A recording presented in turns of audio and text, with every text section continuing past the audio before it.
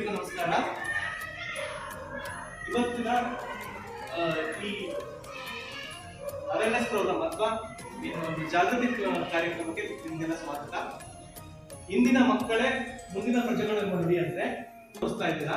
So ನಿಮ್ಗೆಲ್ಲ ಭರತನಾಟ್ಯವನ್ನ ಯಾಕೆ ಕಲಿಬೇಕು, ಭರತನಾಟ್ಯ ಅಂದ್ರೆ ಏನು ಅನ್ನುವಂತ ಒಂದು ಚಿಕ್ಕದಾದಂತ ಒಂದು ಡೆಮೋನ್ಸ್ಟ್ರೇಷನ್ ಹಾಗೆ ಅದು ಅವೇರ್ನೆಸ್ ತೋರಿಸುವಂತ ಒಂದು ಕಾರ್ಯಕ್ರಮವನ್ನು ನಾವು ಮಾಡ್ತಾ ಇದ್ದೀವಿ. ಇವತ್ತಿನ ಈ ಕಾರ್ಯಕ್ರಮದಲ್ಲಿ ಮಕ್ಕಳಿಗೆ ಭರತನಾಟ್ಯದ ಬಗ್ಗೆ ಅರಿವು ಮೂಡಿಸಬೇಕು ಅನ್ನೋದಕ್ಕೋಸ್ಕರ ಒಂದು ಅವೇರ್ನೆಸ್ ಪ್ರೋಗ್ರಾಮ್ ಅನ್ನು ನಾವು ಇವತ್ತು ಪ್ರತಿದಿನ ನಮ್ಮ ನಾನು ಕೂಡ ಸರ್ ಕೇಳ್ಕೊಂಡು ಈ ಶಾಲೆಯಲ್ಲಿ ಸರ್ಕಾರಿ ಶಾಲೆಗಳು ಇಲ್ಲಿ ಏನಾಗ್ತಿದ್ದಪ್ಪ ಅಂದ್ರೆ ತುಂಬಾ ಸರ್ಕಾರಿ ಶಾಲೆಗಳಲ್ಲಿ ಕೆಲವು ಸ್ವಲ್ಪ ಬಡವರಾಗಿರ್ತಾರೆ, ಕೆಲವರು ಎಲ್ಲರೂ ಓದ್ತಾ ಇರ್ತಾರೆ, ತುಂಬಾ ಚೆನ್ನಾಗಿ ಓದ್ತಾರೆ, ಬಹಳ ಟ್ಯಾಲೆಂಟ್ ಇರ್ತಾರೆ. 625 ಮಕ್ಕಳು ನಮ್ಮ ಸರ್ಕಾರಿ ಶಾಲೆ ಬಹಳ ಜನ ಇದ್ದಾರೆ, ತುಂಬಾ ಟ್ಯಾಲೆಂಟ್ ಮಕ್ಕಳು. ಅವರಿಗೆ ಏನಪ್ಪ ವಿಶೇಷತೆ ಅಂದ್ರೆ ನಾವು